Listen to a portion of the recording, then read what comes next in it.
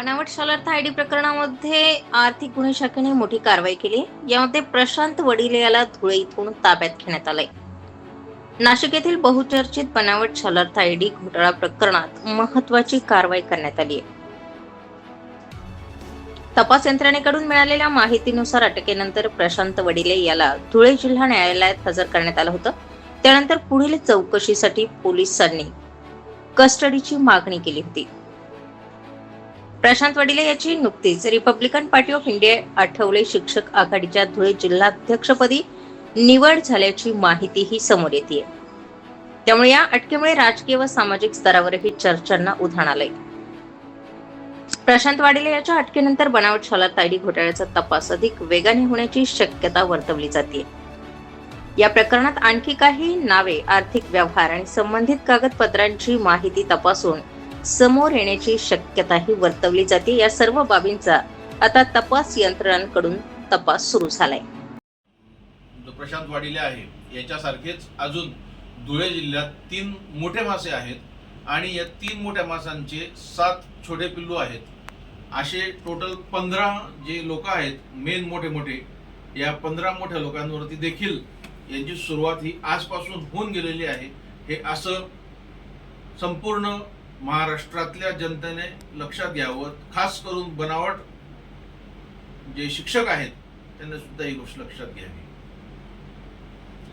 बनावट शालार्थ आयडी प्रकरणामध्ये धुळे शहरातून प्रशांत वाडिले नामक एजंट तथा मोठा दलाल याला नाशिक आर्थिक गुन्हे शाखेची टीमने अटक केलेली आहे। काल रात्री त्याला 8:30 ते रात्री 9च्या दरम्यान त्याला अटक केलेली होती।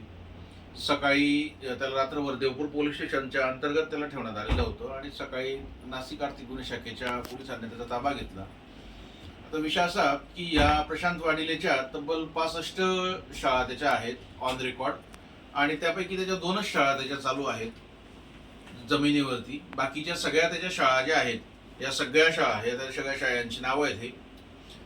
तर या सगळ्या शाळा त्याच्या फक्त कागदावरती आहेत। तर त्याच्यामुळे ह्या सगळ्या गोष्टी मी ऑलरेडी 894 लोकांवरती बनावट शिक्षकांवरती गुन्हा दाखल केलेला आहे बनावट शालार्थ आयडी प्रकरणामध्ये। तर त्या अनुषंगाने मुंबई हायकोर्टात देखील मी इंटरव्हेन्शन दाखल केलेलं आहे या प्रकरणाच्या बाबतीमध्ये। त्याची सुनावणी ही आता 7 तारखेला आमच्या वकील महोदयांनी सर्क्युलेशन घेतलं। त्याची सुनावणी येणार 18 जुलैला त्याची सुनावणी आहे। आता हा जो प्रशांत वाडिले जो आहे तर याच्यासोबत अजून याने आतापर्यंत महाराष्ट्रात संपूर्ण महाराष्ट्रात कुठल्या आमदाराला गंडवलेलं आहे, कुठल्या खासदाराला गंडवलेलं आहे, कुठल्या मंत्री महोदयांना गंडवलेलं आहे, इव्हन धुळे जिल्ह्याच्या पालकमंत्र्यांना सुद्धा याने गंडवण्याचा प्रकार केलेला आहे असं ऐकलेलं आहे। तर त्याच्यामुळे नाशिक आर्थिक गुन्हे शाखेचं सगळ्यात पहिली प्रथमतः तर रामदास शेळके साहेबांचं मनापासून आभार की त्यांनी या प्रकरणाला वाचा फोडण्यासाठी अगदी सिंगम ओरिजिनल डॅशिंग व्यक्तिमत्व म्हणजे रामदास शेळके साहेब।